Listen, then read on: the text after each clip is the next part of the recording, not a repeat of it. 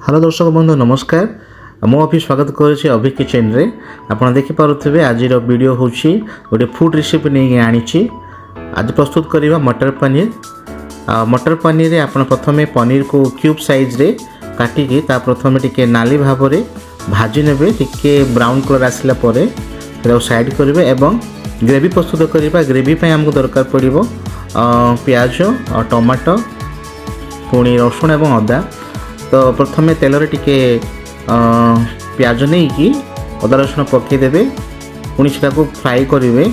Just टिके लुण देवे जोटा कि सीझी आसो आमर प्याज एवं से सीझी सारापर आप टमाट पकईदेवे। टमाट पकई सारापर टमाट किसी अंक सीझब पुणी सीझी सारापर आप एक्स्ट्रा काढ़ीदेवे। काढ़ी साइड रखिए एवं ताहाको ग्राइंडिंग करेंगे। अपन देखिपे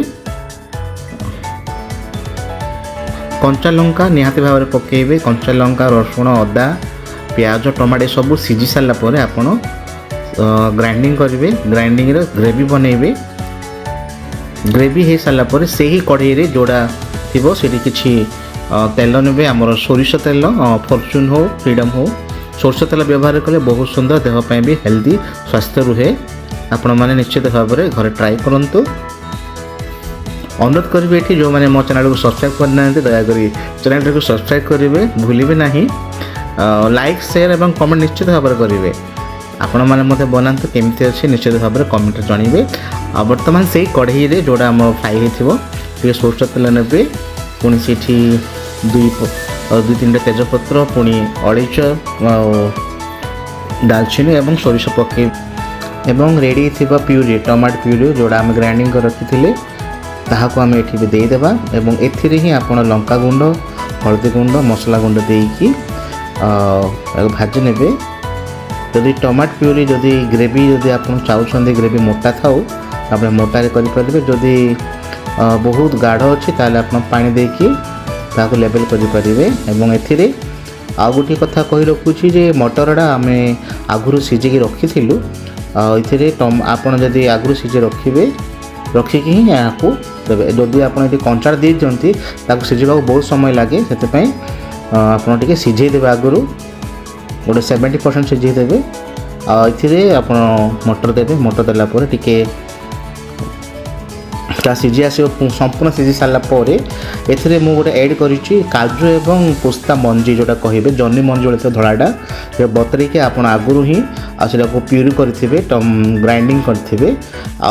आथिरे आर टेस्ट अधिक बढ़ी जाए जमती क्रीमी देखा जाए। मुझे जोटा पकाउछि सेटा होछि काजू एवं पिस्ता मंजीर पेस्टा आप देवे। यहाँ दे सारा घाटी सारापर आप किसी समय पर गोटे 5 मिनट पर यह पूरा कंसिस्टेंस आसला पर ये आप देदेवे फ्राई रखि पनीर को पुणी ये पनीर देदेवे। पनीर को पाखापाखि 5 ରୁ 10 मिनट पर्यंत आपण ये पकेबे।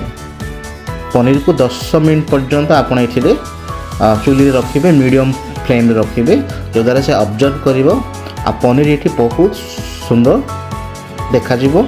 जदि आप चाहिए ये निहाती भाव में धनिया पत्र पकेबे धनिया पत्र तार टेस्ट आउ 2 गुण हो। जो धनिया पत्र मु पकई नी आपण मानक धनिया पत्र पकईले आहार और स्वादिष्ट 2 गुणित हो जाए।